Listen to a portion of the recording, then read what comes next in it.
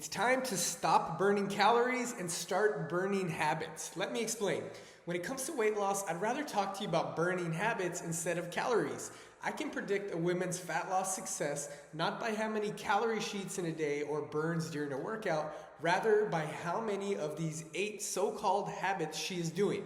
About 10 years ago, way before I started Upgraded Health or launched my best-selling program, the 3-week Metabolism Diet, I was coaching a woman named Debra.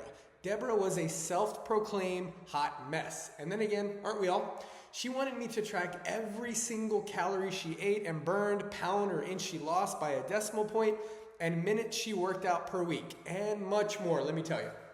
She wasn't an ideal client, but I happily did it because I was a young personal trainer and I needed money to support my organic food addiction. Although I complied to her obsessive approach to weight loss, she needed to lose quite a bit of weight, at least 150 pounds. Deep down, I knew she was setting herself up for failure. After 3 months of very little progress, Debra finally gave in to my equally obsessive request to focus on her lifestyle habits. I suggested we focus on just one simple habit every single week, starting with her most destructive one, her need to track everything. The week after we moved to her bread pasta eating at night and switched to rice-based pasta and spaghetti squash. The third week was drinking more water and eliminating Gatorade, and so on and so forth. 1 year later, she had successfully changed about 52 habits, and guess what? Lost over 70 pounds. Success.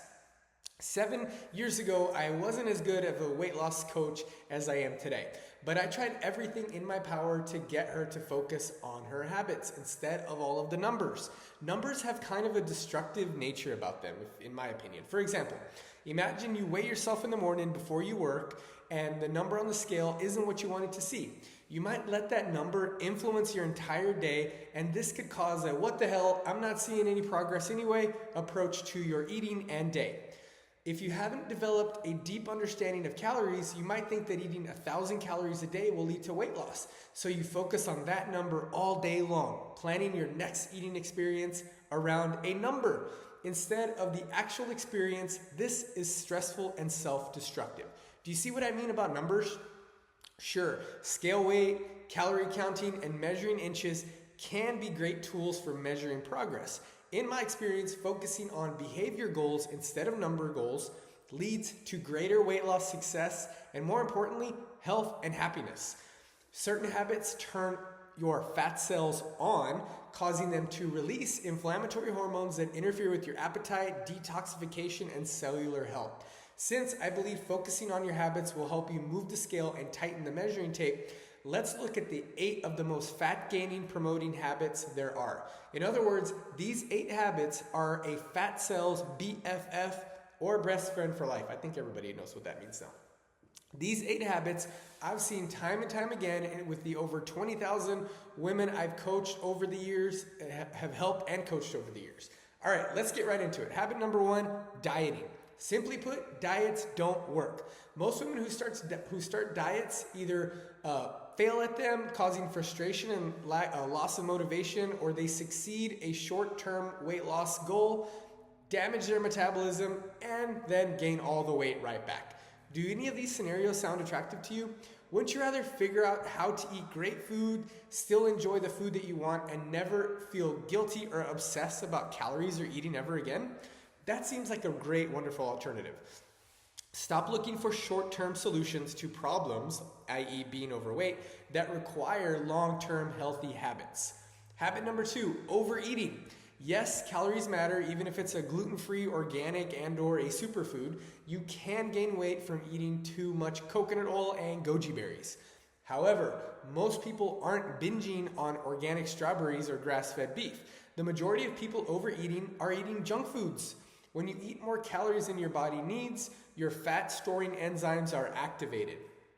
These enzymes are known as lipogenic enzymes, and lipogenesis means storage of fat. Although you'll make your fat cells happy overeating any food, the fact is not all calories are created equal. When you eat high-quality, nutritious foods, you're less likely to overeat since you're nourishing your body. When you eat low-quality, low-nutrient-dense foods, your body will never become satisfied, so you'll continue to ask Your body will continue to ask you for more food in hopes you'll actually feed it nutrients. The best way to avoid overeating is to eat a real food, high protein, high fat type of diet, like all the programs that I've created have done for you meal plans, all using my abundant real food grocery list. All right, habit number 3, skipping meals. If you want to lower your metabolic rate, skip meals and restrict your calories. Consistently skipping meals will lead to a consistently low metabolism, which will lead to consistently gaining fat. On the flip side, consistently eating real good quality food that keeps your blood sugar and your hormones happy will lead to a consistently stable and strong metabolism, which leads to consistently burning fat and maintaining your lean muscle tissue. Rather, your precious metabolically active tissue. Guess what tissue is the one that burns all the fat? I mentioned this in so many of my videos. That's right, it's muscle tissue. I like to call it lean muscle tissue so I don't scare the women thinking they start envisioning this like kind of bodybuilder type of woman. No, you want and need lean muscle tissue. Remember, you can't starve a fat cell. Preparation and always being ready, no matter what no matter what situation, is the key to eating enough food to sustain a healthy metabolic rate and, more importantly, shrink your fat cells.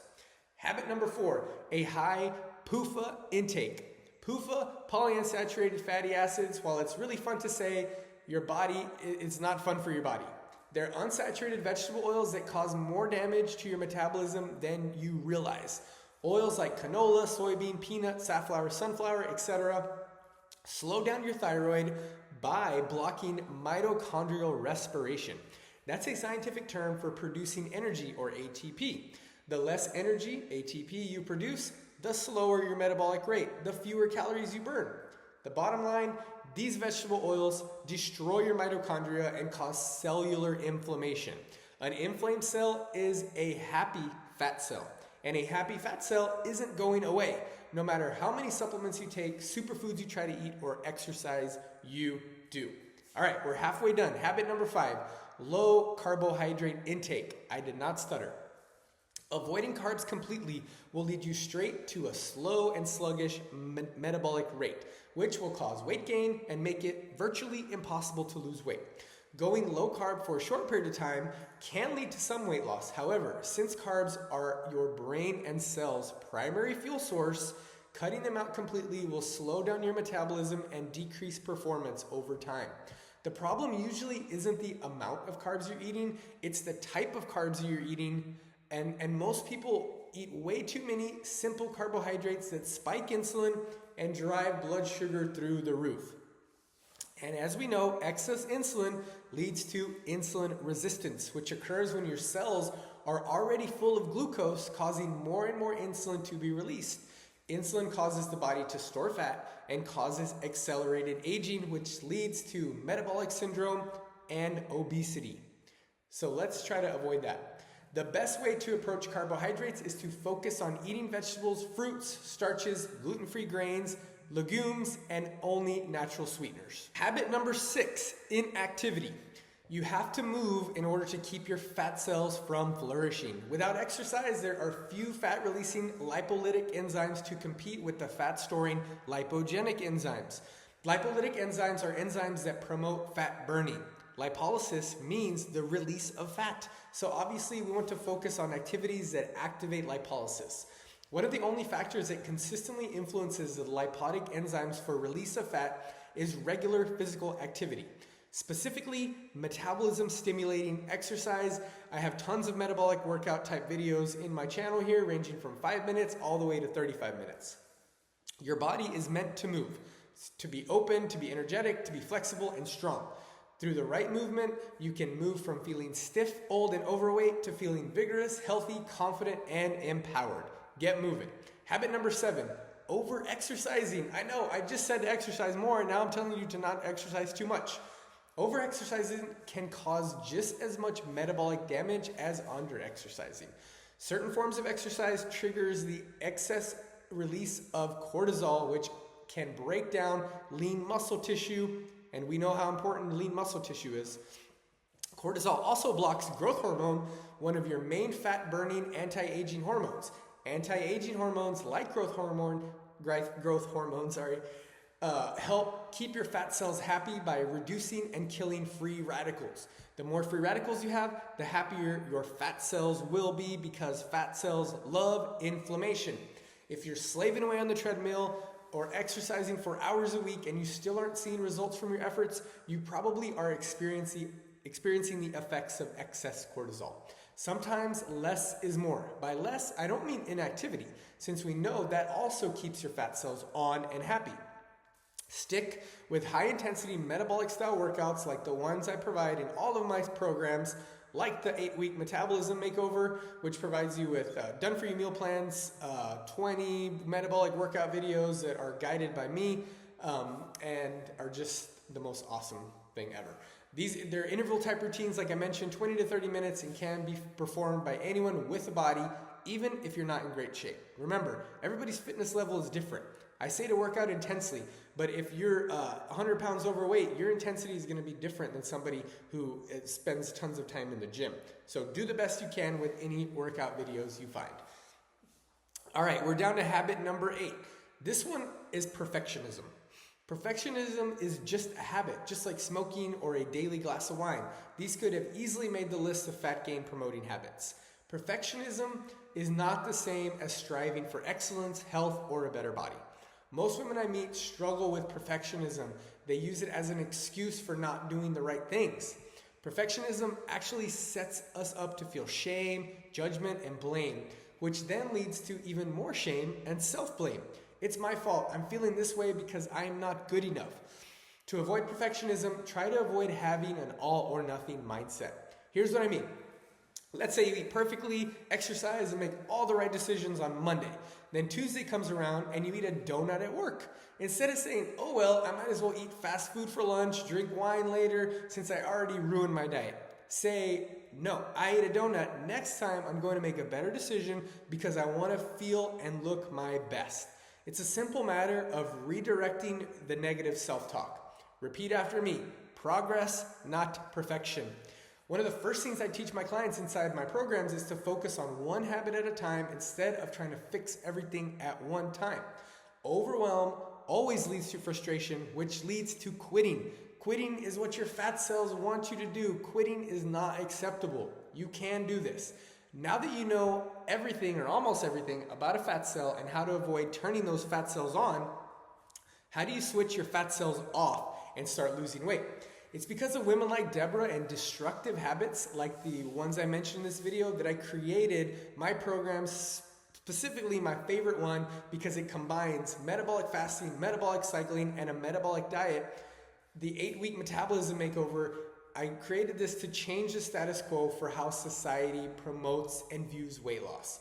Society says to restrict calories and exercise more. I say to eat for your metabolic needs and exercise efficiently. Society says to eat low carb and high vegetable oil. I say to avoid inflammatory carbs, eat pro-healthy carbs, and eat high saturated fat and avoid vegetable oils. Society says to look a certain way. I say look real yourself and focus on your health and aesthetic goals based on what you want. Society says to lose weight, get fit using short-term strategies. The 8-week Metabolism Makeover says to eat real food, exercise with metabolic workouts, not too long, and give simple and sustainable strategies for an enjoyable and sustainable way of eating. That's right. You can experience delicious meals, fat-burning workouts, accountability, and an awesome community of like-minded women and coaching. As soon as you start the program, your fat cells will start begging for mercy because you'll instantly feel healthier and confident, and you have a sense of what you're finally doing and what you know you needed to do for a while. I can help you outsmart your fat cells and deactivate your fat-burning hormones starting today. Click the link below to get started with my 24-hour metabolism reset diet, where I'll also give you free healthy fat loss meal plans and my 10 favorite hormone balancing drinks.